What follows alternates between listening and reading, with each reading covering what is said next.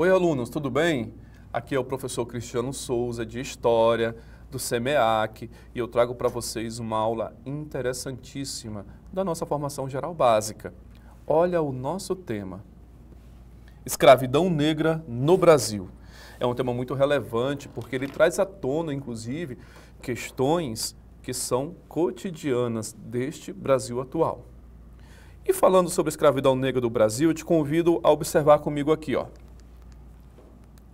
Qual é a origem dos escravos africanos? Observa aí o primeiro tópico. Milhões de africanos de diversas etnias e reinos, como os bantos e sudaneses, foram capturados brutalmente, arrancados de suas terras natais. Você sabe que a partir disso, então, eles foram trazidos aqui para a América, mais especificamente pelos portugueses para o Brasil, e aí tem toda a escravidão que prevaleceu aqui por mais de 300 anos. Segundo tópico, o tráfico transatlântico, então, ele foi impulsionado pela demanda europeia por mão de obra. Entenda que tráfico transatlântico significa exatamente essa vinda forçada de africanos para a América cruzando o Oceano Atlântico. Então, aí é o tráfico transatlântico. E o europeu, então, tinha essa demanda por mão de obra e a mão de obra escrava, então, africana, vai suprir essa demanda, ok? Lembra que antes o indígena já tinha sido escravizado, mas por diversos fatores, que nós já vimos, inclusive, a mão de obra indígena foi se perdendo, foi acabando, e aí tiveram que recorrer à mão de obra africana, infelizmente. Terceiro tópico, este sistema desumano desestruturou sociedades inteiras e inaugurou um dos capítulos mais sombrios da história da humanidade. Que capítulo é esse, professor? Você vai perguntar e eu vou te responder. O capítulo da escravidão aqui no Brasil. Que, como você sabe, viu, aluno, deixou marcas profundas dentro da nossa sociedade, dentro do nosso país.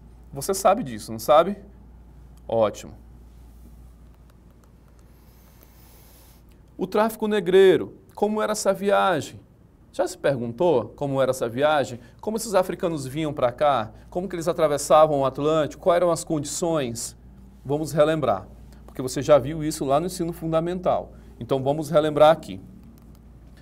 Eles vinham para a América em navios que eram chamados navios negreiros, ou, olha aqui, ó, navios tumbeiros, observa. Professor, que nome é esse, tumbeiros? Isso te remete à tumba, não é? Tumba. Tumba vem de morte. É o lugar onde coloca os mortos, não é? Isso já significa o quê? Na tua opinião, vai lá. Exatamente. Morriam muitos nessa travessia. Por isso ficou conhecido como navios tumbeiros, de tumba, porque morria cerca de 30% a 50% de todos os escravos que eram trazidos para a América morriam na travessia. Então, eram verdadeiras câmaras de tortura flutuante. Eles enfrentavam, olha aqui o que eles enfrentavam: superlotação, fome, doenças e a total falta de higiene. Gente, eles tinham que comer a refeição que era dada a eles uma vez por dia, junto com os detritos, com as fezes, com a urina, ali entre eles. Isso transformava a travessia atlântica em um pesadelo, com uma mortalidade que chegava a 50% dos cativos. Pronto, você nunca mais vai esquecer por que esses navios são chamados de navios tumbeiros, porque eles têm essa característica de ser como tumbas. A mortalidade e a mortandade dos africanos era imensa. E eles eram trazidos, como você sabe, para o Brasil. E no Brasil, como você está vendo aí, a mão de obra escrava africana, olha o primeiro tópico, foi o pilar da economia colonial e imperial. Ou seja, enquanto o Brasil foi colônia de Portugal e enquanto o Brasil passou também pelo primeiro reinado, Dom Pedro I, período regencial e segundo reinado, Dom Pedro II. Durante todo esse período, a escravidão foi o pilar da economia brasileira. Foi o motor da economia brasileira. porque a escravidão era, além de tudo, uma forma de suprir a demanda por mão de obra, mas também era um negócio muito lucrativo. Os africanos eram tratados como peça, como coisa, infelizmente, não é? E aí o que é que acontece? Eles eram vendidos e a um preço alto. Então isso enriqueceu aí muitos traficantes de escravos, muitas pessoas que trabalhavam nesse processo da escravidão ficaram ricas às custas de vender outros seres humanos, de vender escravos vindos da África. Então, pessoal, sustentando lavouras de cana-de-açúcar, sustentou a mineração no Brasil e todas as demais atividades econômicas foram sustentadas pela escravidão. Além disso, como eu acabei de falar para vocês, era um negócio muito lucrativo para quem trazia e vendia os escravos aqui na América. Segundo tópico, olha aí, os escravos eram então tratados como propriedade. É o que eu acabei de falar para vocês, não é, alunos? Sujeitos a vendas, doações, heranças. Já pensou? O escravo podia ser deixado como herança, gente, sem qualquer direito à humanidade. Eles não eram nem vistos pelo europeu, pelo português, como ser humano. Como eu falei para vocês, eram vistos como uma peça de trabalho. Imagina, hoje se deixa o quê como herança? Um terreno, um apartamento, uma casa, deixava-se um escravo. Isso demonstra a ótica do europeu sobre essas pessoas. Ok? Conseguiu aí visualizar? Conseguiu? Ótimo. Último tópico dessa lâmina, observa. A vida então era marcada por castigos cruéis e torturas, com a violência sendo um instrumento de controle e opressão diária. Eles eram, inclusive, levados a um local chamado Pelourinho e lá eles recebiam as chibatadas, os castigos, que era uma penalização a qualquer coisa que eles faziam de errado no cotidiano. Tentou fugir, se rebelou no trabalho ou qualquer coisa do tipo, certo? A rentabilidade do tráfico. Eu falei para vocês agora há pouco, isso era um negócio muito lucrativo, o tráfico negreiro, a escravidão no Brasil.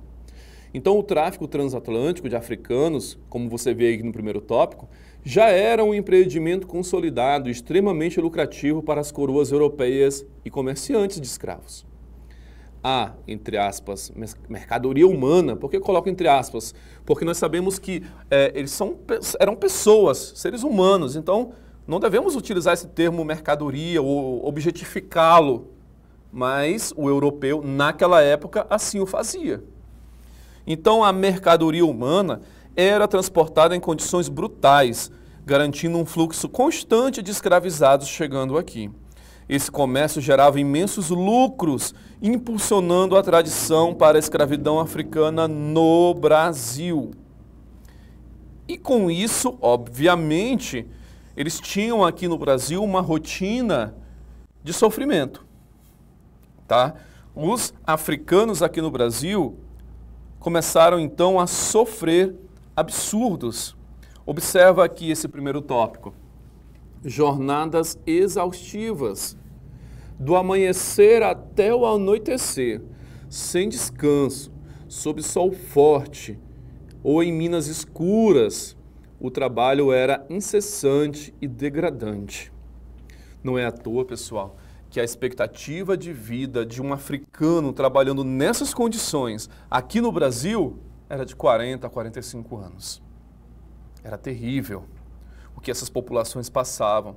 Fora o que eles chamavam de banzo, que era uma saudade, uma tristeza imensa da sua terra, dos seus familiares, do seu lugar na África. Muitos morriam deprimidos com essa saudade. Encontravam também formas de resistência, né, forma de passar o tempo, como, por exemplo, na capoeira, resgatavam aí as suas religiões, sincretizavam suas religiões de matriz africana com a religião católica, não é? E aí, né, misturavam aí santos católicos com os seus orixás e faziam o que chamamos aí de sincretismo religioso. Vamos seguir. Olha o item 2. a alimentação era precária. A dieta se resumia a farinha de mandioca e poucos outros itens, resultando em desnutrição, consequentemente, doenças. E os castigos físicos? Instrumentos como o tronco, bacalhau, gargalheira, eram usados para aplicar punições brutais a qualquer infração. Eles sofriam uma perseguição implacável. Os fugitivos eram caçados pelos capitães do mato, que eram profissionais encarregados de recapturar e punir esses escravos. Mas às vezes eles conseguiam êxito na fuga. E inclusive, como você estudou lá atrás, eles fugiam para lugares chamados, fale para mim que você sabe. Os locais chamavam-se quilombos, muito bem. E o maior de todos foi o quilombo de Palmares, liderado por Zumbi de Palmares. Parabéns para vocês, viu? Mas, professor, a escravidão já acabou no Brasil. Sim, observa aqui. A Lei Áurea, de 13 de maio de 1888, encerrou oficialmente a escravidão, mas não garantiu a inclusão social dos recém-libertos, que ficaram à margem da sociedade, enfrentando, olha isso, racismo e profundas desigualdades estruturais que persistem até hoje. Ou seja, a Lei Áurea veio, aboliu a escravidão, todavia, esses libertos no Brasil estavam libertos sem acesso à educação, sem acesso a trabalho, sem acesso a nada. E isso os marginalizou, ou seja, isso os colocou à margem da sociedade. Resumindo, isso transformou eles em excluídos da sociedade. E as consequências disso estão aí até os dias atuais. Certo? Olha o tópico 2. A riqueza das manifestações africanas está presente na religião, na música, na dança, na culinária e até na língua, provando a resiliência e a influência inestimável da cultura negra.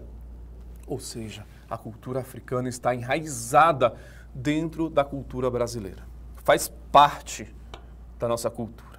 E isso nós não podemos negar. É algo rico que nós temos. Com base nisso, com base no que você estudou, com base em tudo que você traz consigo, eu te convido agora então a resolvermos juntos aqui essa questão, essa atividade. Acompanhem comigo. Durante o período colonial no Brasil, os quilombos, olha, falei sobre eles hoje, hein?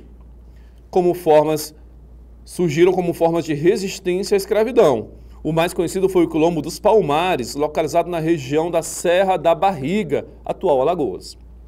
Considerando esse contexto, pode-se afirmar que os quilombos, letra A, eram formados apenas por africanos recém-chegados, sem a presença de indígenas ou brancos pobres. B, constituíram espaços de resistência, onde se organizavam atividades agrícolas, culturais e militares para garantir a sobrevivência e defesa. C, surgiram apenas no Nordeste brasileiro, sem registros em outras regiões do território colonial. D, eram aceitos pacificamente pelas autoridades coloniais, que viam os quilombos como espaços legítimos de liberdade. Letra E, funcionavam apenas como refúgios temporários, sem estrutura de organização comunitária. Pelo que você já estudou lá atrás na sua vida escolar, pelo que você reviu hoje, qual alternativa você acha que é a verdadeira? E aí, gente, qual? Muito bem. Quem falou a letra B está correto. Esses espaços, pessoal, que são os quilombos, eles constituíram espaços de resistência, onde se organizavam atividades agrícolas, culturais. Essas atividades agrícolas são basicamente de subsistência, tá? Para eles sobreviverem. E militares, que garantiam a sobrevivência e a defesa desses quilombos. Eram quilombos, alguns, muito bem estruturados e que se preservavam aí dos capitães do mato, que eram os que percorriam o interior do Brasil caçando esses escravos fugitivos. Maravilha, gostei de ver, hein, pessoal? Mas tem mais uma questão aqui. Vem comigo com essa aqui. Os relatos de viajantes e documentos históricos descrevem que, nos navios negreiros, a taxa de mortalidade dos africanos podia variar de 15% a 50% durante a travessia. Muitos não sobreviviam às longas semanas de viagem devido à doença, desnutrição e maus tratos. Sobre esse fenômeno, é correto afirmar que, letra A mortalidade nos navios negreiros não existia, pois todos os africanos eram transportados em boas condições para garantir o investimento. Será? B. Os escravizados que morriam durante a viagem eram enterrados com cerimônias religiosas conduzidas pelos traficantes. C. As mortes eram raras, já que os africanos viajavam em cabines individuais e bem alimentados. Essa C é uma comédia, né, gente? Mas vamos para a letra D. O transporte era rápido e seguro, olha isso, já que os navios possuíam tecnologia avançada de saúde. Letra E. A travessia era tão violenta que, mesmo sendo lucrativa, representava perdas humanas consideráveis para os traficantes. Qual você acha que é a correta, alunos? Muito bem, olha isso. Letra E. A travessia era tão violenta que, mesmo sendo lucrativa, ela representava perdas consideráveis, inclusive, para os traficantes. Por isso, inclusive, que era mais interessante para o traficante de escravos superlotar ainda mais os navios, porque ele já previa que uma parte dessas pessoas, dos africanos, eles iam morrer na travessia. Triste, né? O que aprendemos hoje? O que não vamos esquecer mais é que nós tivemos aí um período de escravidão negra do Brasil que durou mais de 300 anos, trazendo milhões de africanos à força para o Brasil, com consequências devastadoras para essas populações, para esses povos. As condições a qual eles eram tratados e trazidos aqui para o Brasil eram consideradas desumanas. Tanto o tráfico negreiro quanto no trabalho escravo, as condições eram de extrema violência, fome e sofrimento. Todavia, havia uma resistência ativa desses povos, inclusive aqui no território brasileiro. Sim, havia resistência. Ninguém é escravizado e fica passivo diante dessa situação, não é, alunos? Então, a luta pela liberdade foi constante, com a formação de quilombos, revoltas, sendo o Quilombo dos Palmares um símbolo desta luta. E há legado, professor, da cultura africana no nosso país? Claro que tem, gente. Muitos legados. A cultura africana é um pilar fundamental da identidade brasileira, enriquecendo nossa religião, música, dança, culinária. Mas ainda há desafios. Há muitos desafios, pessoal. O racismo estrutural, o trabalho análogo à escravidão ainda persistem, tá? E precisam ser combatidos de forma urgente, tá? Quando você escuta uma reportagem no jornal, o Ministério do Trabalho libertou pessoas que estavam com trabalho análogo à escravidão numa fazenda, significa que eles estavam em condições precárias, obrigados a permanecer ali, sem alternativa para sair, trabalhando de maneira escrava. E isso ainda existe no Brasil do século XXI. Tá? E a sociedade brasileira como um todo precisa superar esse desafio, precisa superar esse dilema, ok? Gente, eu espero que vocês tenham gostado bastante, que vocês tenham resgatado na memória esses conhecimentos que vêm lá do fundamental, de vida que vocês trazem, e eu vejo vocês em uma próxima aula, viu? Até mais!